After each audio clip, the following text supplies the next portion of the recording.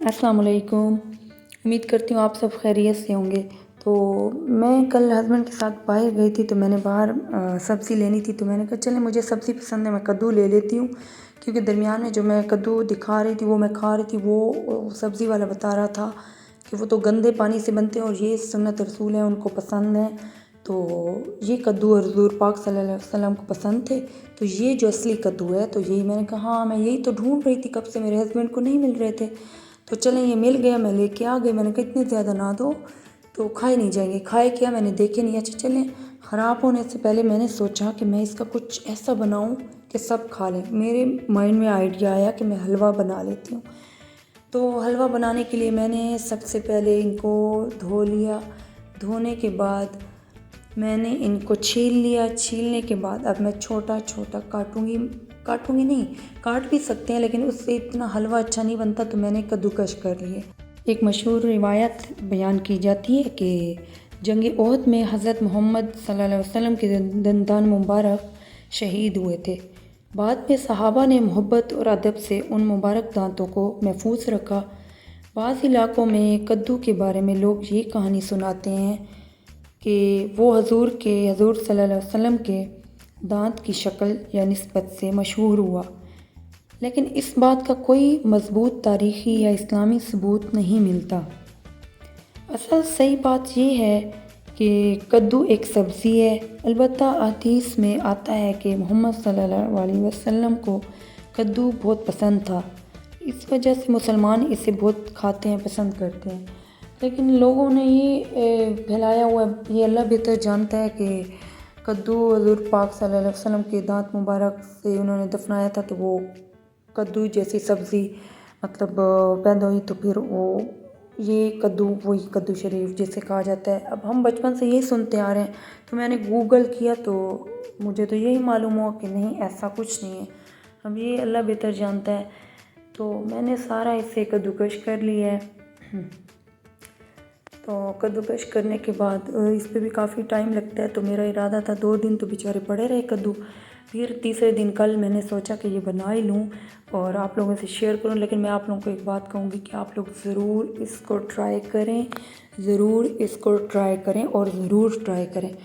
तो जब मैं बना रही थी तो मैं यही भी दुआ कर रही थी और मैं सूरतें भी पढ़ रही थी, सूरत कौसर भी पढ़ रही थी।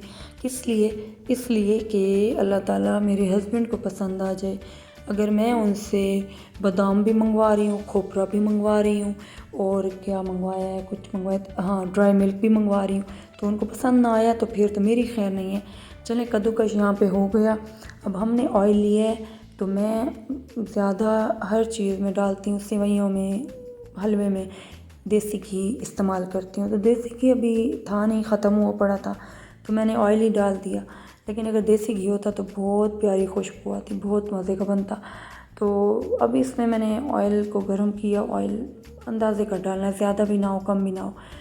तो उसमें मैंने कद्दूकश किए हुए कद्दू डाल दिए। यहाँ पे देखें, ये खोपरा है कप छोटा, और ड्राई मिल्क है, छोटा पैकेट है, मैंने तो 50 वाला लिया। अगर 100 के 2 होंगे तो वो अच्छा बनेगा।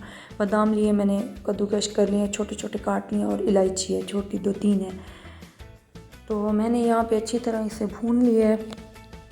तो काफ़ी टाइम भूनूंगी, इतना फ्राई करना है कि थोड़ा इसका कलर ब्राउन टाइप हो जाए, थोड़ा सा मतलब पक जाए घी में अच्छी तरह से। अब यहाँ पे जी मैं इसे फ्राई कर रही हूँ, और दूसरी तरफ बेटा छोटा हमारा जाग गए, वो सोया ही था। इतनी कम नींद है मेरे बच्चों में, सोते ही नहीं है, मुझे नहीं समझ आती।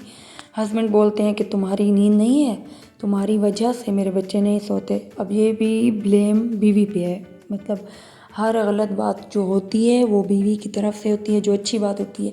अब यहाँ पे तरबूज देखें, हस्बैंड लेके मुझे अभी दे के गए, इतना आला कि अभी तक मैंने ऐसा नहीं खाया था, फीके होते थे, और इसका कलर भी अच्छा है, और इतना मीठा था, मुझे तो लग रहा था कि इन्होंने इंजेक्शन भर के चीनी के इसमें डाल दिए हैं, क्योंकि आजकल हर चीज़ ऐसे ही है। तो मैंने 1 कप चीनी ली, और यहाँ पे मैंने लिए ग्रीन कलर, और यहाँ पे 1 कप दूध लिया। कप सही ठीक ठाक बड़ा कप है, छोटा कप नहीं है। और यहाँ पे वही बादाम, खोपरा, खुश्क मिल्क और इलायची, اور آپ لوگ دیکھ رہے ہوں گے کہ یہ جو دودھ میں بتا رہی ہوں بار بار کہ خشک دودھ جو ہے یہ کیا ہوا پڑا ہے، اس کی کیا حالت ہوئی پڑی ہے. تو اس کی حالت اسی لیے خراب ہوئی پڑی ہے کہ بچوں والے گھر میں یہ مسئلے تو چلتے رہتے ہیں، تو ایزی لینا چاہیے. تو میں نے اب اس کو فرائی کرنے کے بعد اچھی طرح فرائی کیا. اس کے بعد میں نے وہی کپ دودھ کا ڈال دیے. اب اس کو مکس کیے. اب اس کو صحیح اچھی طرح سے دودھ میں نے مکس کیا ہے تاکہ مکس ہو جائے. اور آنچ میں نے نارمل رکھی ہوئی. اب میں نے اس میں شوگر ڈال دی ہے اور کلر جو گرین رکھا تھا اس لیے ڈالا ہے. آپ لوگ اگر بچوں کو دینا چاہتے ہیں تو نہ ہی ڈالیں، لیکن میں نے اس لیے ڈالا تھوڑا کلر اچھا آتا ہے حلوے کا. اب یہ کافی حد تک پک چکا ہے. یہ خشک ہونے والا دودھ، اور دودھ کو صحیح خشک کرنا ہے، جیسے حلوے کو بھونتے ہیں ویسے ہی بنانا ہے. تو میں جب ڈرائی ملک رکھ کے تھوڑا ادھر ادھر کام کے لیے گئی تو بڑا بیٹا آیا جناب، اس کے ہاتھ میں تھا فیڈر میں جو دوپہر کا دودھ پیا اس نے بچا ہوا وہ دودھ اسی میں ڈال دیا. او ہو، جو خشک ملک تھا وہ اندر پکنے سے پہلے ہی اس نے گیلا ہی کر دیا اس خشک کو. تو بس میں نے کہا چلیں اب کیا کریں، اب یہ ویڈیو میں ہی دکھا دیتی ہوں، کچھ نہیں ہوتا.